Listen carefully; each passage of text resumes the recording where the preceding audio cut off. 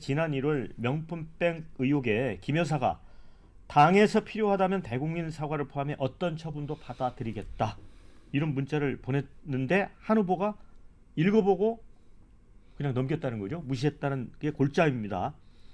한 후보가 받은 건 확인이 됐습니다. 이런 입장을 내놨습니다. 한 후보가, 저는 집권당 비대위원장과 영부인이 사적인 방식으로 공적이고 정무적인 논의를 하는 것이 적절하지 않다고 생각했다 라고 했습니다. 그러면서 왜 지금 이 시점에 이런 얘기 나오는지 좀 의아하다 라고 했습니다. 근데 반면 원희룡 후보는 총선 기간 중 가장 민감했던 이슈 중 하나는 나에 대해 당과 한동훈 위원장이 요구하는 걸 다 하겠다는 영부인 문자에 어떻게 답을 안 할 수가 있느냐. 나경원 후보도 당시 한 후보의 판단력이 미숙했다, 지금이라도 당원 국민 우리 당 후보 전원에게 사과해야 된다, 일제히 비난을 했습니다. 그러니까 그때 했으면은 대국민 사과를 시켰다든가 뭐 했어야 된다는 주장이거든요. 저는 한동훈 위원장 하는 말이 더 맞는 것 같아요. 그래요? 김건희 여사가 대체 뭔데요? 부속실도 없고 어제도 보니까 추모 현장에 자기 혼자 경호도 없이 가가지고 추모하고 왔다 이러는데 사고 나면 어떡하려고 그렇게 하시는지 잘 모르겠어요. 사실은 그 자체는 좋은 일이나, 아니 이렇게 공적이고 정무적으로 민감한 사안이면 김건희 여사의 의중이 그렇다는 걸 대통령한테 알리고 정무참모들이 상의를 해서 공식적으로 뭐가 작동이 되고 논의가 돼야 되잖아요. 한동훈 비대위원장 입장에서 이 사적으로 아는 사이니까 김건희 여사가 그런 문자 보냈을 때 사과하십시오 마십시오, 이거 당에서 논의해 보겠습니다, 대통령실에 확인해 보겠습니다, 뭘 할 수가 없잖아요.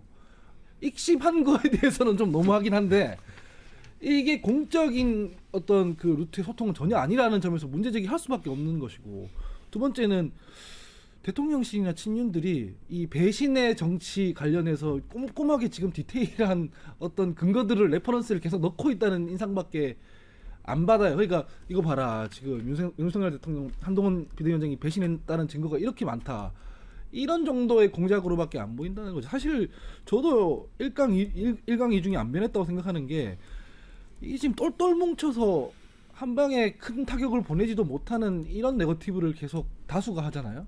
그러면 강한 한 명과 vs 뭐 잡졸 다수 이런 구도로 계속 갈 수밖에 없는 거거든요.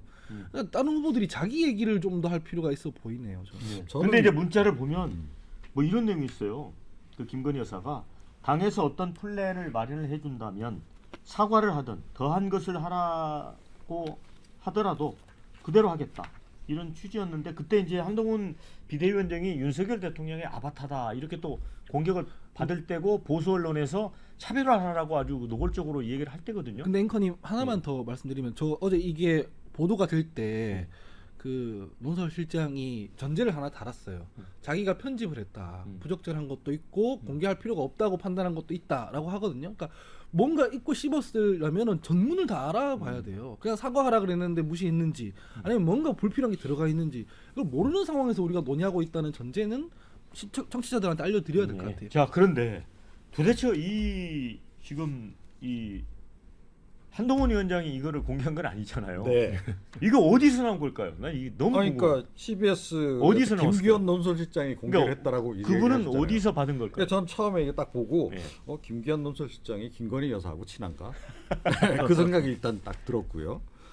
그리고 야, 고작 이런 걸 가지고 한동훈을 잡을 수 있을까? 이 생각이 그 다음에 내가 딱 들었습니다. 네. 그 얘기가 뭐냐면, 지금 한동훈 전 위원장을 잡기 위해서 뭔가 검찰의 캐비닛이 열릴 수도 있다, 뭐 이런 얘기도 막 소문으로 막 돌고 그러더라고요.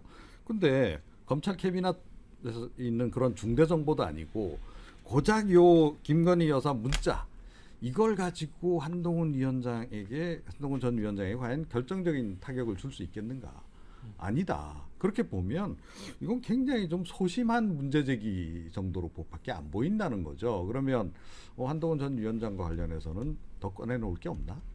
이런 생각이 듭니다. 또 그런 생각도 드는 게, 김건희 여사가 이 여당 당대표를 뽑는 선거 과정에 이렇게 한 중앙으로 들어온 게 좋은 겁니까? 좋은 건 아니죠. 그러니까. 좋은 것도 아니고, 방금 전에 이종호 평론가 말씀하신 대로 시기, 이 문자의 내용이 공개된 시기나 또 그 수위 부분에 대해서는 저는 분명히 지적할 부분이 있다고 봅니다. 그리고 하지만 여기서 두 가지를 우리가 봐야 될 건 뭐냐면은 한동훈 후보와 김건희 여사와의 관계죠. 이 관계에 또 하나 우리가 봐야 될 거는 윤석열 대통령과의 관계도 네. 함께 포함이 되어 있는 것이거든요.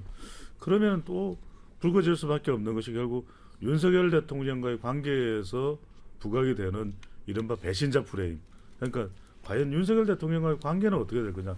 당대표가 되더라도 또 당대표가 돼서 대선 후보로 나가기 위해서 중도하차에서 대선 후보 길을 가는 데 있어서의 윤석열 대통령과의 관계. 또 하나는 국회 대정부 질문에서 민주당으로부터 수도 없이 질문을 받았던 부분이잖아요. 그 300몇 개의 카톡의 예. 문자는 어떻게 되는 겁니까? 예. 뭐 이랬던 거잖아요. 예. 그 내용에 대해서도 결과적으로는 한동훈 후보와 그럼 김건희 여사가 어떤 관계인가 이런 부분에 대한 문제 제기는 되는데 이거 하나만 더 붙일게요. 저는 뭐 이 부분에 대한 비판 이런 걸 다 떠나서 저는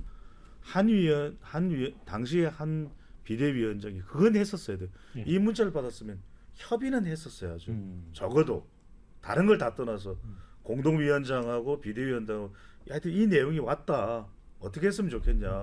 그러니까 무조건 비대위원장이 모든 걸 본인이 독자적으로 다 판단할 수는 없는 거죠. 적어도 비대위원장이 당시에 선거에 이 중심을 맡고 나가 있다면 협의를 했었어야죠. 네, 자 댓글 엇갈립니다. 선거 책임자니까 어떻게 할 건지 물어본 건데 씹는 게 말 됩니까?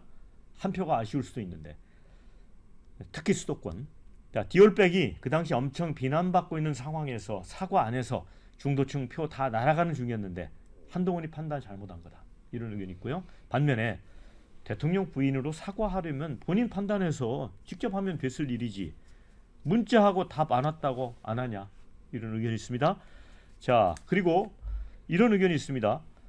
워낙 조직적 협공이라 지금도 슬슬 흔들리는데 앞으로 20일 동안 지속되면 한동훈 일강 무너질 듯. 이런 의견 보내주신 분이 있고요. 나경원 원희룡 단일화에 승리한 자가 당대표 될 것 같다. 이런 의견이 있습니다.